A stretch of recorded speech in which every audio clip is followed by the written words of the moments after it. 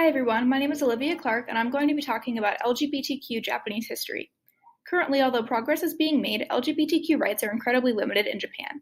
Given this, it may be surprising to know that for centuries, homosexuality was accepted and even mainstream.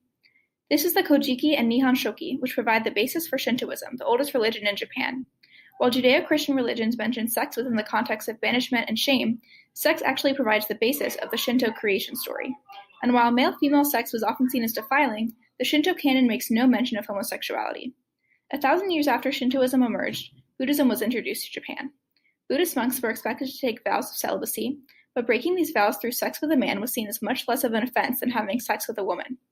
Homosexuality among Buddhist monks was no secret, much to the dismay of Western missionaries, including Father Francis Cabral, who remarked that abominations of the flesh were regarded as quite honorable in Japan.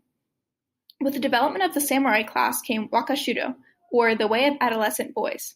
Adolescent males known as wakashu would develop relationships with older men as well as women. Some consider wakashu to be an example of a third gender, or of bisexuality, because they had relationships with both men and women, and exhibited both masculine and feminine characteristics. These are just a few of the many pieces of artwork that depict these relationships. Lesbian relationships were also often depicted through a form of erotic art known as shunga. To recap, lesbian women were beginning to be represented in artwork, homosexual relationships were common among Buddhist monks and samurai, many people had relationships with both men and women, and wakashu were considered by some to be a third gender. So, what happened? Well, during the Meiji Restoration, Japanese leaders wanted to open up Japan to Western influence. As we discussed earlier, Western Christians were not as open about homosexuality. The West considered homosexuality to be a medical issue, and this view was adopted by the leaders of Japan. Of course, the LGBT community in Japan was still sizable, but they were forced to be much more underground than previously. The community remained underground for decades, no longer accepted by society. The spark that reignited the flame of the movement occurred in 1990, when the Japan Association for the Lesbian and Gay Movement, known as OCUR, stayed at the Fuchu Youth House, owned by the Tokyo government.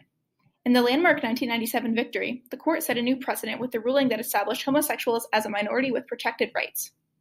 Now, the activist LGBTQ community in Japan is very active and are fighting for goals such as the legalization of same-sex marriage, banning discrimination based on sexual orientation and gender identity, and ending conversion therapy. And positive changes are being made. In 2018, almost 80% of adults said they supported same-sex marriage and almost 10% identified as LGBT, compared to 42% and 7% in 2015. Additionally, in light of the 2020 Olympics, Tokyo Governor Yuriko Koike has banned discrimination based on sexual orientation and gender identity. What do you think caused the shift in LGBT policy in Japan?